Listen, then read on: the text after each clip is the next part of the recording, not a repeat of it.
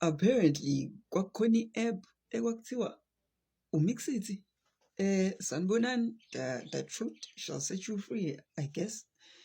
Ngiyayazi ngeke Mixit.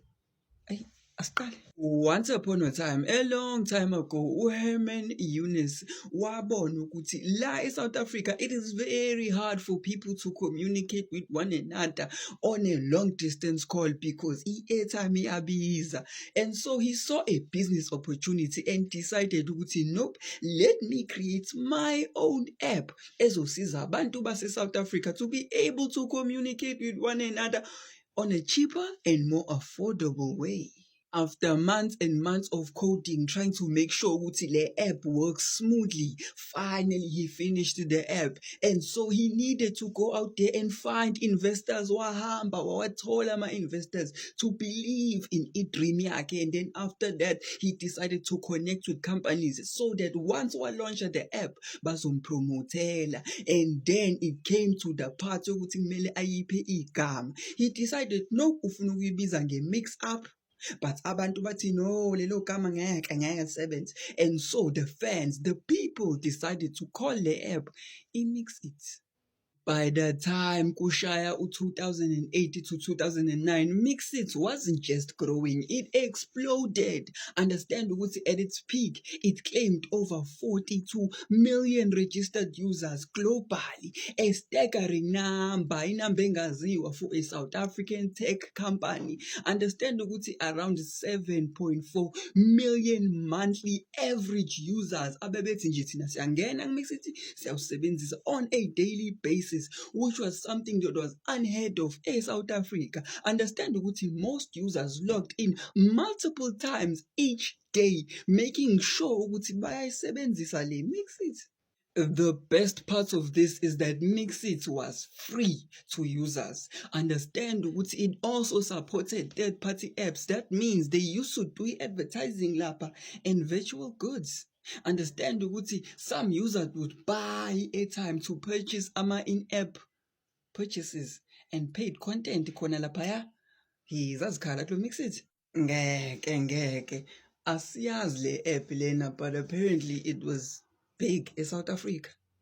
But it was the first huge tech company ephume in South Africa. And this is how it looked like. Asiyazi le app lena. Mixit.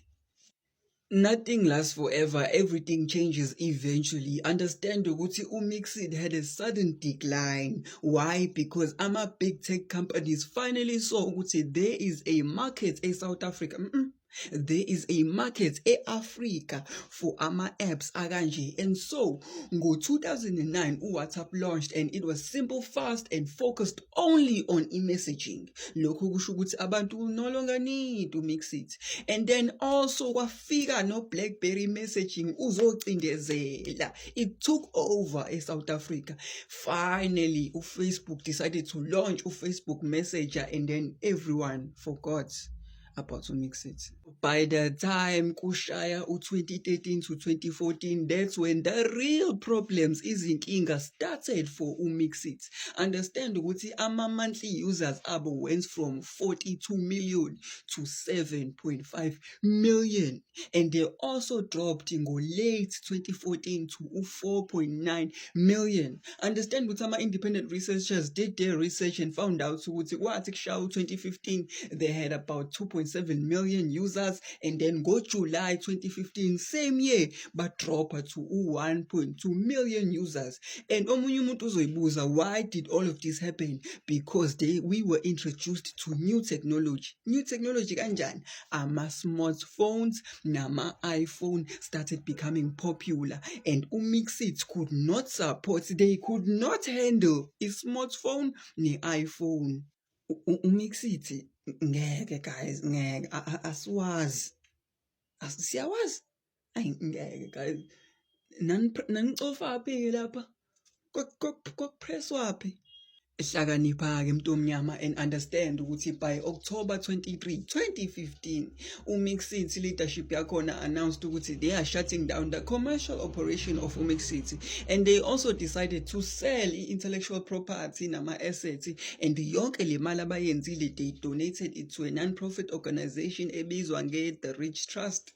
Understand ukuthi after that they decided ukuthi app will remain downloadable for a while, hoping ukuthi abantu bazobuya, but unfortunately abantu ababuyanga bezosebenzisa uMixit.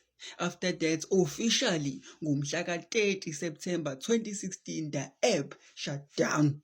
Be honest with me because you're confused. Nanchetha.